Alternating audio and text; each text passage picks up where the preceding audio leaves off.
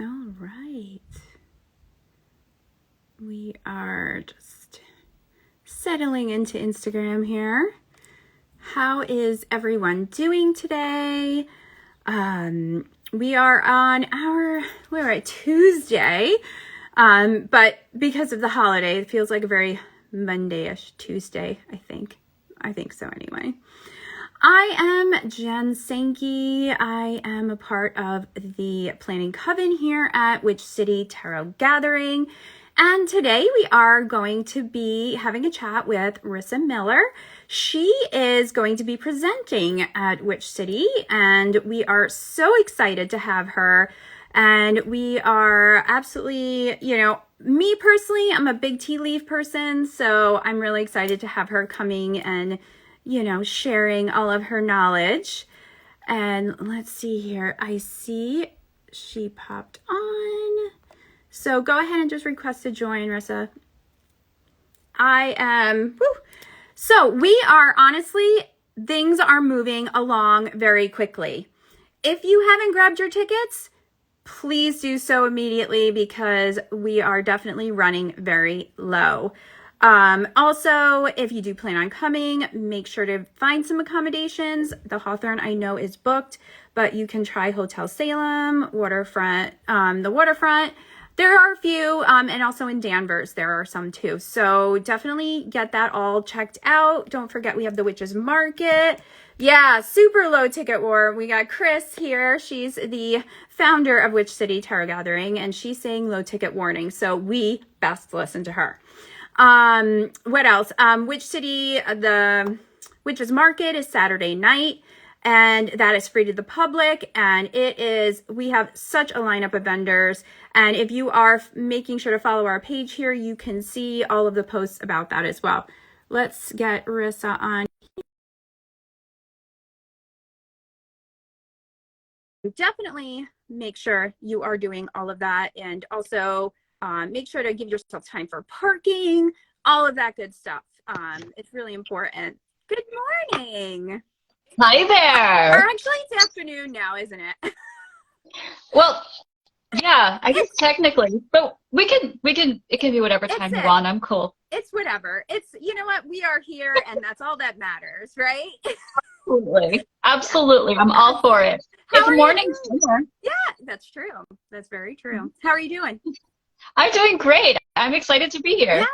Yes, I'm so excited to have you. And I was just saying before you hopped on here, I'm a big tea leaf reader myself, so I'm really excited to have you joining us and bringing all of your knowledge to everyone.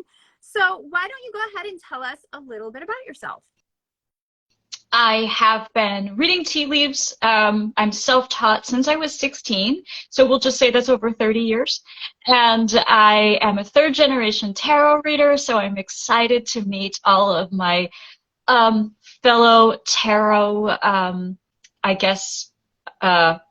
connoisseurs that will be at the event. And I am really pleased to be presenting for the first time. I have a teacup here that I just pulled. Woo! And right? I thought that might be fun. And one of the ways that I taught myself to read tea leaves or to generally do scrying was to draw.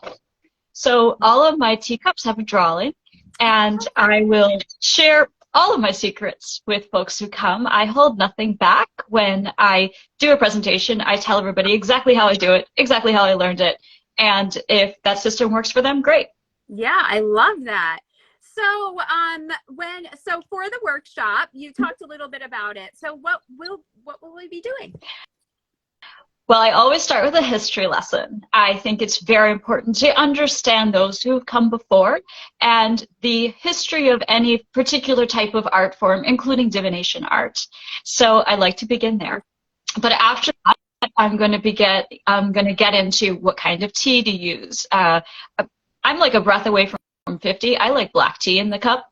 I can see it really well. There's a lot of nice contrast. I know folks use all different kinds of tea, but for me, this is Darjeeling that I did this morning. Yeah. I think this is a particularly busy cup. There was a lot happening. There's like a nice big old blockage here, some things that are stuck. Lots of what I call scatter in this cup. It's confusion. So, a lot going on. Yeah, there was a lot going on in that cup. that said, I think that a big part of tea leaf reading or any divination art is learning to really trust yourself, learning to trust your intuition and to be like, yes, this hunch is right.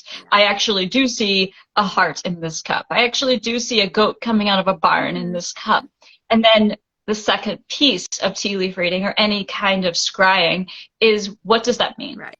What does that symbol mean? So in my class, we'll go over some of the universal symbols, but then I will break down how I learned to read symbols myself. My system was made up before there was Google or any books that were available to me. I mean, obviously there was the old one by the Highland Seer, but that wasn't available to me at a small town in Pennsylvania 30 years ago. Right. So I created my own system intuitively, and it's fantastic now that we have resources and dictionaries of symbols, but I still think it's important for anyone doing any divination art to really trust their own intuition, to really trust their own interpretation of any reading that they're giving. Because, you know, those guides, they're just that. They're guides. They're not meant to be a dictionary. Right, right. No, it's so true. And, you know, when I've been doing everything since a teenager as well. And like you said, we didn't, you know, if you're lucky, there might have been a library and the library might have had a couple of books. And I always said that I would, you know, that you'd be on the wait list because there'd be 3 books. And then so I would just be like copying them in a notebook to try to like keep them. Yeah. But, you know, it's great that we have all of these resources now. But in a way, too, I was really glad that I was able to do it that way, you know, learn on my own, because I really had to rely on my intuition. Like there was no choice. There's no second guessing it. You know, it's like, nope, this is what it is. Right. So absolutely. Yeah. I think that's so important right now too, for everybody to kind of get back to that, you know? I agree. I think that's something that society in general could use a little more of trusting ourselves, of trusting our own feelings and intuition going into a situation. I don't know why that's been taught out of us as a society, but somehow it has been. Yeah, I think so. I think too, it's just the influx of information too. And so it's almost like too much, you know, like too much information. So you have all these options and then you have to choose. And then I feel like your intuition kind of gets lost in that as well, right? Yeah. So you are going to actually, so everyone attending will be actually doing a tea leaf reading on their own as well, right? Yes, they will. Absolutely. I think doing is the best way to learn. And, you know, I've taught a lot of people that feel intimidated by the whole process of turning the cup. And yeah, that takes a minute to get used to, but it's doable. And I think that doing it with someone who can troubleshoot it is a great way to learn. And I think that you have to put yourself in it to understand how any system of divination or any art form works. You have to do. And there's that active component, and then there's that sort of receiving component to divination. And I believe in teaching both as much as possible. And I am going to definitely have everybody turn their own cup and see what they see. Yeah, no, I love that. And I've done some teaching with tea leaves too. And I think it's always good to do it in the group because like everybody's new at it. So it's like you're all at like bottom zero, you know, and it's okay if it spills a little or whatever. And I just think it kind of brings the fun into it, which relaxes you, which helps the intuition flow as well. You know, I 100% agree. Yeah. And you have the group support. It's a safe place to learn. Exactly. You don't feel intimidated by a big book or, you know, anything else. It's just a safe, fun environment to, you know, sort of dip into something that might be new and different. Yeah, I love that. So the 10 minutes goes so fast. I feel like I keep talking to you.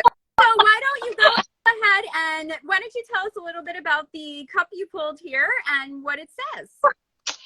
So the first thing I noticed in this cup, some of the tea has fallen because I did pull it about half an hour ago. There is a person in a boat and they're being held down by a really big anchor. So they feel like they're trying so hard to move forward, but the anchor is holding them and the anchor is attached to a heart. So there's something that they love and they don't want to let go of. But when they do, they're going to be able to go forward really quickly. The progress is going to come absolutely expeditiously as soon as they realize that they can cut that anchor off. It's completely their choice. Mm-hmm. And they also feel professionally like they've been working and working and working. And here they are at a desk, and there's a person behind there. This is a judgy boss or someone who's just not the most supportive. So this cup is for someone who has been incredibly frustrated, both personally and professionally. Mm-hmm. You can see all the stuckness here, Yeah. like the lack of. And really, I think a lot of it is them choosing, making decisions that aren't allowing them to go forward. Right. And there's a reason that people stay stuck. There has to be a decision to let go.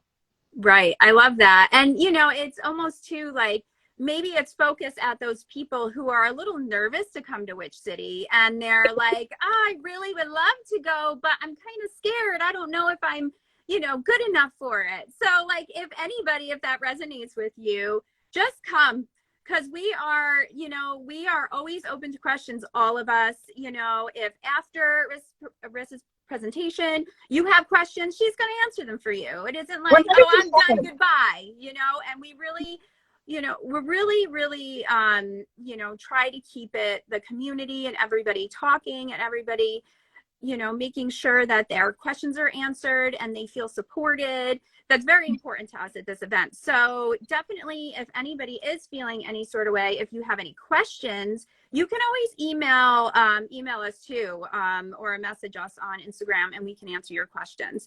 So definitely, you know, do that. And I think, you know, I think that was a really cool reading, and I really do feel that it kind of tapped into those couple of people that aren't quite sure yet what they want to do.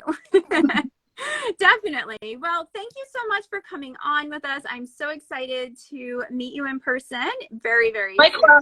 It's going to be a lot of fun. And everybody, thanks for hopping on. And like I said, if you have any questions, you can even just put them in the comments here as well. And we will be seeing you soon. Thanks, everyone. Bye. Thank